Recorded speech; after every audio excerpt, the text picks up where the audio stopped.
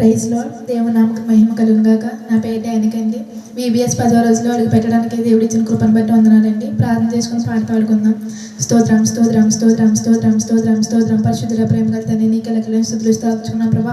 అయా గడిచిన కాలం నుంచి కాలం వరకు నీ సజీవమైన ఎక్కడి కింద కాచి దాచి భద్రవచ్చు దాన్ని బట్టి నీకు లెక్కలేని స్తుతులు స్తోత్రించుకున్నాం ప్రభా. అద్భుతాలు చేయడం ఆశ్చర్యకార్యం చేయించు గొప్ప దేవుడే నీకు వందనాలు ప్రభా. అయా VBS 10వ రోజులు అడుగు పెట్టడానికి నువ్వు ఇచ్చిన అయా ప్రభా కృపను బట్టి వందనాలు ప్రభా. ఎవరైతే ప్రభా వీడియో వీక్షిస్తున్నారో ప్రతి ఒక్క బట్టి మీరు దీనికి ఆశ్రయించండి. అయ్యా జ్ఞాపకం చేసుకోమని అడుగుతున్నాం ప్రభా. అయా వీడియో చూసిన ప్రతి ఒక్క బట్టి మీరు దీనికి ఆశ్రయించమని వేసినామని అడుగుతున్నాం పరమ తండ్రి. ఆమేన్. పాట పాడుకుందామండి. నీవు నా తోడు ఉన్నావయ్యా, నాకు భయమేలా నా యేసయ్యా. నీవు నాలోనే ఉన్నావయ్యా, నాకు దిగులేలా నా యేసయ్యా. నీవు నా తోడు ఉన్నావయ్యా, నాకు భయమేలా నా యేసయ్యా. నీవు నాలోనే ఉన్నావయ్యా, నాకు దిగులేలా నా యేసయ్యా. నాకు భయమేలా, నాకు దిగులేలా, నాకు చింతేలా, నాకు భీతేలా. నాకు భయమేలా, నాకు దిగులేలా, నాకు చింతేలా, నాకు భీతేలా. నీవు నా తోడు ఉన్నావయ్యా, నాకు భయమేలా నా యేసయ్యా. నీవు నాలోనే ఉన్నావయ్యా, నాకు దిగులేలా నా యేసయ్యా. కష్టములో నష్టములో నా తోడు ఉన్నావు, వేదనలో వేదనలో నా చెంత ఉన్నావు. కష్టములో నష్టములో నా తోడు ఉన్నావు, వేదనలో వేదనలో నా చెంత ఉన్నావు. అడిగిన వారికి ఇచ్చేవాడవు, వెదకిన వారికి దొరికేవాడవు.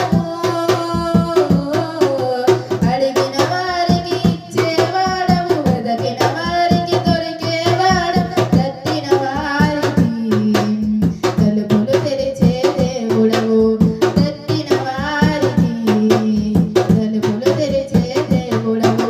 దేవా దేవా నీకే స్తోత్రం, దేవా దేవా నీకే స్తోత్రం, దేవా దేవా నీకే స్తోత్రం, దేవా దేవా నీకే స్తోత్రం.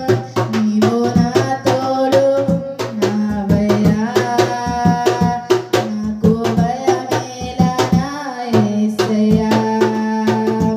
నీవు నాలోనే ఉన్నావయ్యా, నాకు దిగులేలా నా యేసయ్యా.